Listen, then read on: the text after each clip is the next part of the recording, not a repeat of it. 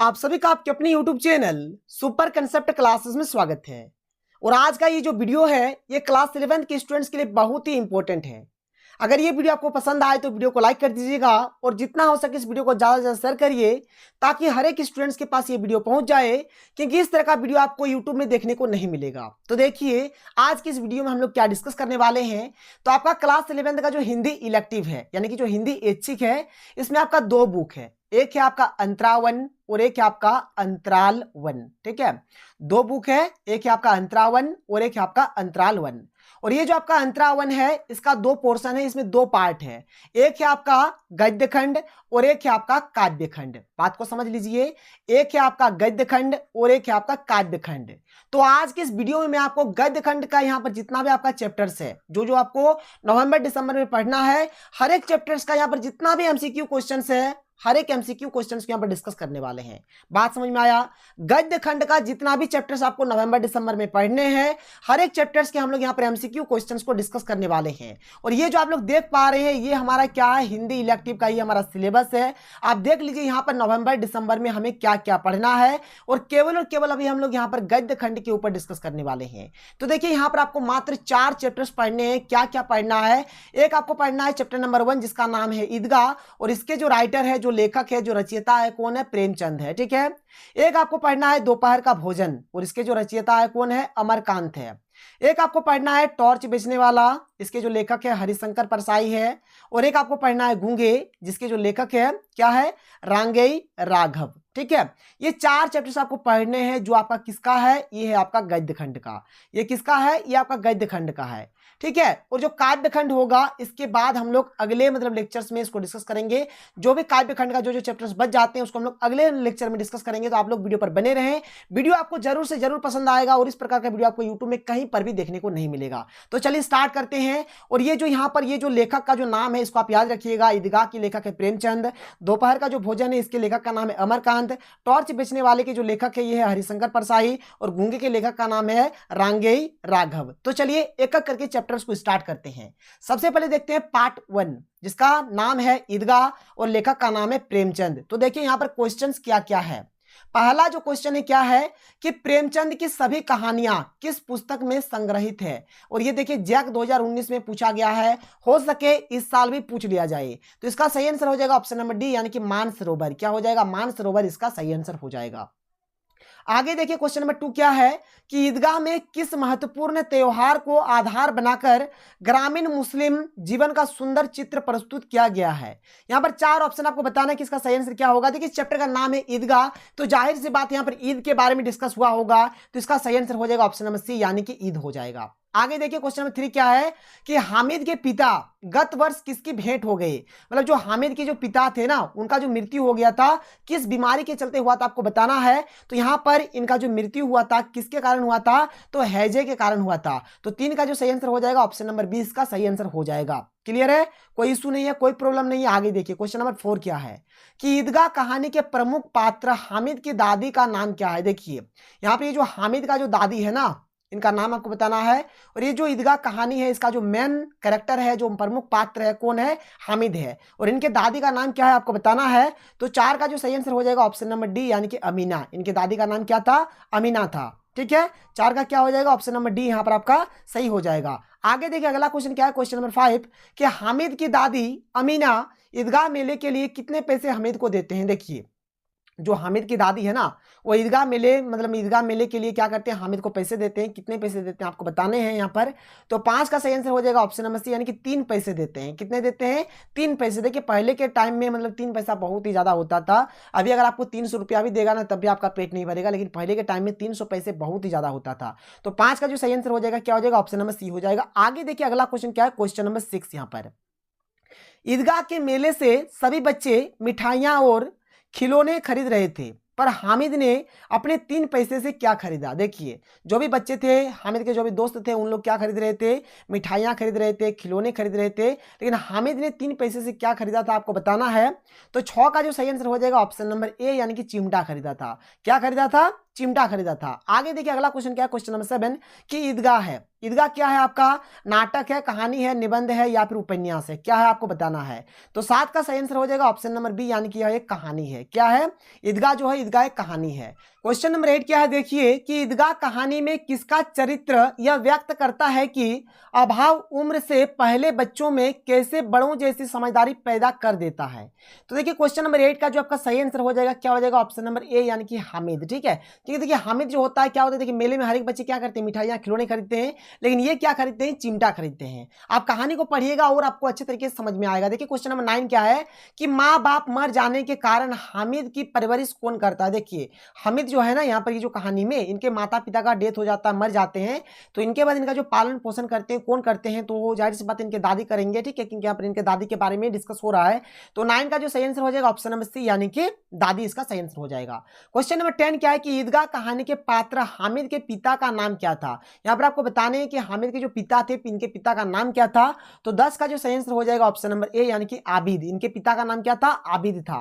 मतलब हामिद के पिता का नाम क्या था? आबिद था। 10 का सही आंसर हो जाएगा ऑप्शन नंबर ए। आगे देखिए क्वेश्चन नंबर 11 क्या है कि जिनात को रुपये की क्या कमी, किस खजाने में, जिस खजाने में चाहे चले जाएं।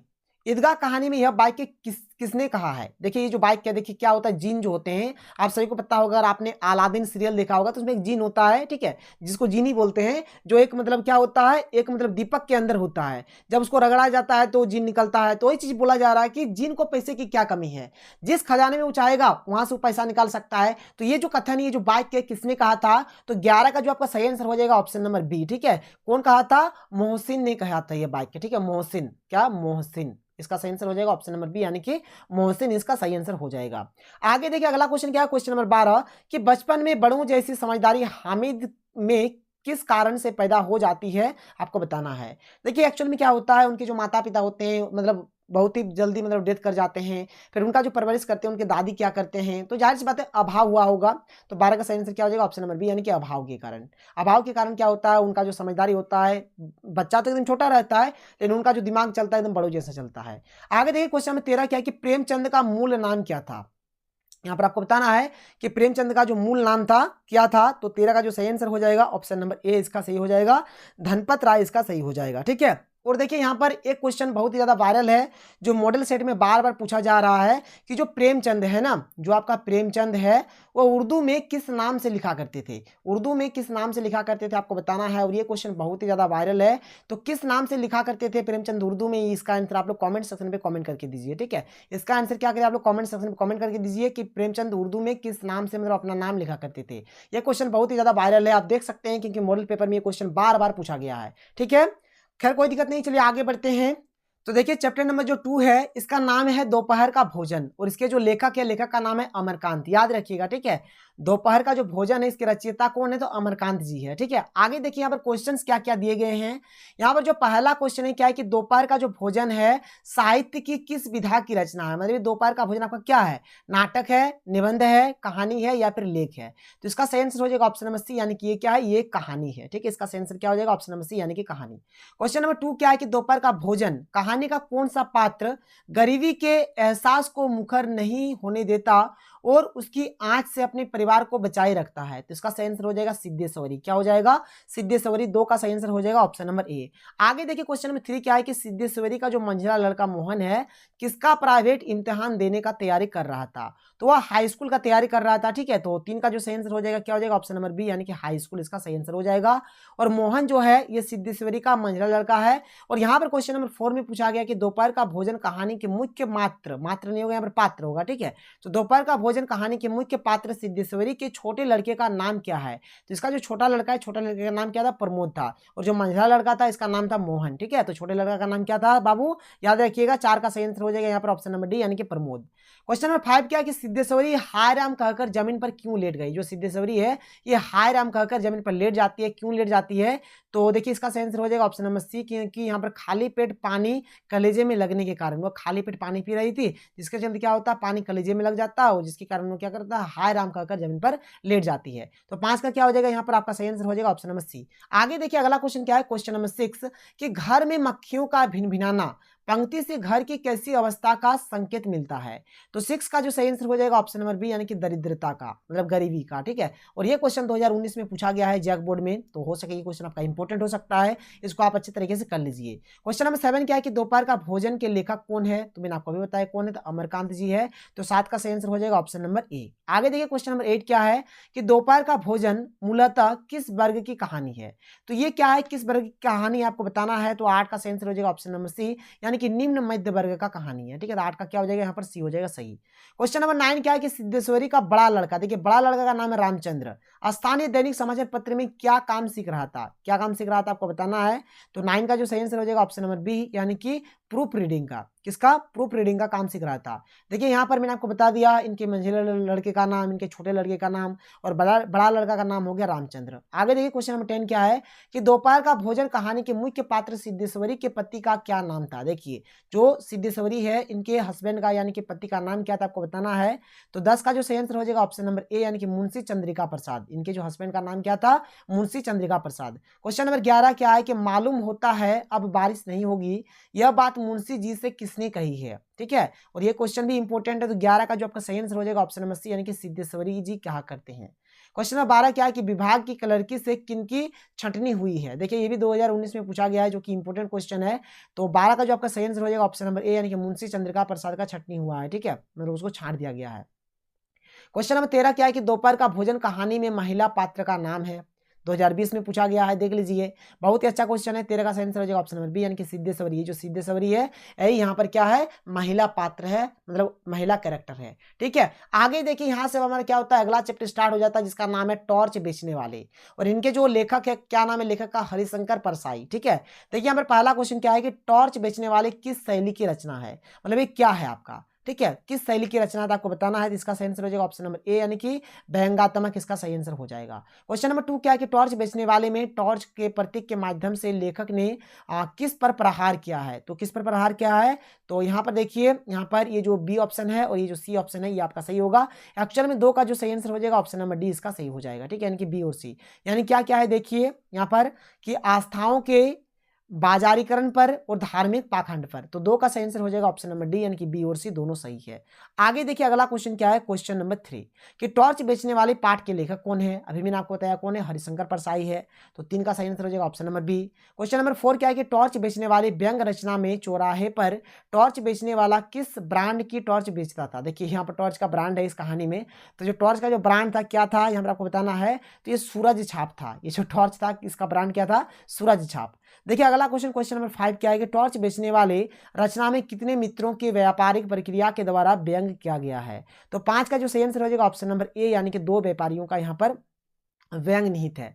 क्वेश्चन नंबर 6 क्या है कि टॉर्च बेचने वाला वायदे के मुताबिक कितने साल बाद उस जगह पहुंचा जहां उसे दोस्त से मिलना था? कितने साल बाद पहुंचा था? तो 6 का जो सही आंसर हो जाएगा आपका ऑप्शन नंबर यहाँ पर डी हो जाएगा, यानी कि 5 साल बाद पहुंचा था। ठीक है, 6 का क्या हो जाएगा? 5 साल बाद इसका आंसर हो जाएगा। क्वेश्चन नंबर 7 क्या है कि अपने दोस्तों के साथ रहकर टॉर्च बेचने वाले ने किस दिन अपनी टॉर्च की पेटी नदी में फेंक दी? ठीक है, किस दिन फेंक दिया था आपको बताना होगा। तो तीसरे दिन फेंक दिया था। ठीक है, 7 का हो जाएगा ऑप्शन नंबर सी, इसका सही हो जाएगा। आगे देखिए क्वेश्चन नंबर 8 क्या है कि टॉर्च बेचने वाले का दोस्त जनता के मध्य क्या माना जाता है? ठीक है, तो इसका जो सही आंसर हो जाएगा 8 का क्या हो जाएगा आपका यहाँ पर देखिए इसका सही आंसर हो जाएगा साधु भी होगा, दार्शनिक भी होगा और संत भी होगा। तो इसका सही आंसर हो जाएगा ऑप्शन नंबर डी, यानी कि ये सभी। ठीक है, 8 का क्या हो जाएगा? ये सभी हो जाएगा। क्वेश्चन नंबर 9 क्या है कि भव्य पुरुष प्रवचन के अंत में जनता से किस मंदिर में आकर अपनी अंतर्ज्योति जगाने की बात कहते हैं? तो 9 का जो सही आंसर हो जाएगा आपका क्या हो जाएगा? साधना मंदिर। ठीक है, 9 का सही आंसर हो जाएगा ऑप्शन नंबर ए। आगे देखिए क्वेश्चन नंबर 10 क्या है कि टॉर्च बेचने वाले को मंच पर बैठा सुंदर रेशमी वस्त्रों से सजा भव्य पुरुष किसके समान लगा? किसके समान लगा था? तो यहाँ पर लगा था फिल्मों का संत जैसा लगा था। तो 10 का सही आंसर हो जाएगा ऑप्शन नंबर सी। आगे देखिए क्वेश्चन नंबर 11 जो है ये आपका 2020 में पूछा गया है कि टॉर्च बेचने वाले कहानी में टॉर्च किस कंपनी का है? तो मैंने आपको अभी बताया क्या था, आपका सूरज छाप था। क्या था? सूरज छाप टॉर्च था। यहाँ पे सूर्य छाप नहीं आपको बोलना है, सूरज छाप था। ठीक है, देखिए कंफ्यूज करने के लिए दे सकता है। सूरज छाप आपका टॉर्च था। तो क्वेश्चन नंबर 11 का जो सही आंसर हो जाएगा क्या हो जाएगा, ऑप्शन नंबर सी इसका सही हो जाएगा। कोई प्रॉब्लम नहीं है, देखिए क्वेश्चन अच्छा है, आप कर सकते हैं, कोई यहाँ पर इशू नहीं होगा। चलिए आगे बढ़ते हैं और अगला चैप्टर देखते हैं। अगला चैप्टर जो है यहाँ पर क्या है, चैप्टर नंबर 4 जिसका नाम है गूंगे, और इनके जो रचयिता है क्या है, रांगेय राघव। आपको कर लेने हैं ये सब अच्छे तरीके से। देखिए क्वेश्चन नंबर 1 क्या है कि गूंगे किस विधा की रचना, मतलब ये कहानी है, एकांकी है, रूपक है या फिर संस्मरण है, क्या आपको बताना है। तो ये जो है ये आपका क्या है, कहानी है। तो एक का सही आंसर हो जाएगा ऑप्शन नंबर ए यानी कि कहानी। क्वेश्चन नंबर 2 क्या है कि गूंगे कहानी में किसके प्रति समाज में व्याप्त संवेदनहीनता को रेखांकित किया गया है, और ये क्वेश्चन 2019 में पूछा गया है जैक बोर्ड में। तो यहाँ पर 2 का जो सही आंसर हो जाएगा ऑप्शन नंबर ए यानी कि दिव्यांग इसका सही आंसर हो जाएगा। आगे देखिए क्वेश्चन नंबर 3 क्या है, क्वेश्चन नंबर 3 इधर है आपका कि गूंगे कहानी के लेखक कौन है। तो जाहिर सी बात यहाँ पर आप देख सकते हैं क्या है, रांगेय राघव है। तो यहाँ पर रांगेय राघव इसका सही आंसर हो जाएगा। क्वेश्चन नंबर 4 क्या है कि गूंगे ने अपनी भुजाओं पर हाथ रखकर क्या संकेत दिया। तो यहाँ पर देखिए 4 ऑप्शन आपको बताना है। तो 4 का जो सही आंसर हो जाएगा ऑप्शन नंबर सी यानी कि मेहनत की खाता हूँ। मतलब गूंगे जो बोलता है मेहनत की खाता हूँ, मैं दिव्यांग हूँ तो क्या हुआ, लेकिन मैं मेहनत का खाता हूँ। क्वेश्चन नंबर 5 क्या है कि दुनिया हंसती है हमारे घर को जब अजायब घर नाम मिल गया है, यह कथन किसने कहा है। तो ये जो क्वेश्चन है, ये जो कथन है यहाँ पर अजायब घर वाला, ये कथन किन्होंने कहा है। तो इसका जो सही आंसर हो जाएगा ऑप्शन नंबर ए यानी कि चमेली ने कहा है। किसने कहा है, चमेली ने कहा है। आगे देखिए क्वेश्चन नंबर 6 क्या है, क्यों रे तूने चोरी की है, यह प्रश्न गूंगे से किसने किया। तो 6 का जो यहाँ पर आपका सही आंसर हो जाएगा क्या हो जाएगा, 6 का हो जाएगा ऑप्शन नंबर डी यानी कि चमेली ने। ये भी जो बात है चमेली ने ही यहाँ पर कहा था। क्वेश्चन नंबर 7 क्या है कि गूंगे कहानी के अनुसार किसने पहली बार अनुभव किया कि यदि गले में काकल तनिक ठीक नहीं हो तो मनुष्य क्या से क्या हो जाता है। तो 7 का आपका जो सही यहाँ पर आंसर हो जाएगा क्या हो जाएगा, 7 का हो जाएगा ऑप्शन नंबर बी यानी कि चमेली ने। यह भी आपका चमेली ही हो जाएगा। आगे देखिए क्वेश्चन नंबर 8 क्या है कि गूंगे को किसने पाला था। तो गूंगे को किसने पाला था आपको बताना है। तो 8 का आपका जो सही आंसर हो जाएगा ऑप्शन नंबर डी यानी कि बुआ और फूफा ने पाला था। ठीक है, क्वेश्चन नंबर 9 क्या है, और यही हमारा लास्ट क्वेश्चन है कि खेलते खेलते किसने कसकर गूंगे को चपत जड़ दी। तो देखिए यहाँ पर ये जो क्वेश्चन नंबर 9 है इसका सही आंसर हो जाएगा ऑप्शन नंबर सी यानी कि बसंता ने। किसने, तो बसंता ने। 9 का जो आपका सही हो जाएगा ऑप्शन नंबर सी इसका सही हो जाएगा। तो यहाँ पर मैंने आपको कंप्लीट हर एक क्वेश्चन का आंसर बता दिया। शायद आपको वीडियो पसंद आया होगा। और देखिए इसी प्रकार से हमारा जो सीरीज है ये चलता रहेगा। इसके बाद मैं आपको काव्य खंड का कंप्लीट सॉल्यूशन बताऊंगा। फिर इसके बाद हो सके ना तो और कुछ क्वेश्चंस में आपको गद्य खंड का बता दूंगा। आपको बिल्कुल भी टेंशन नहीं लेना है, केवल आप लोग हमारे चैनल पर बने रहें, चैनल को सब्सक्राइब कर लीजिए। आपके जितने भी दोस्त हैं सबको बताइए हमारे चैनल के बारे में। तो मिलते हैं अगले वीडियो में। थैंक यू, जय हिंद।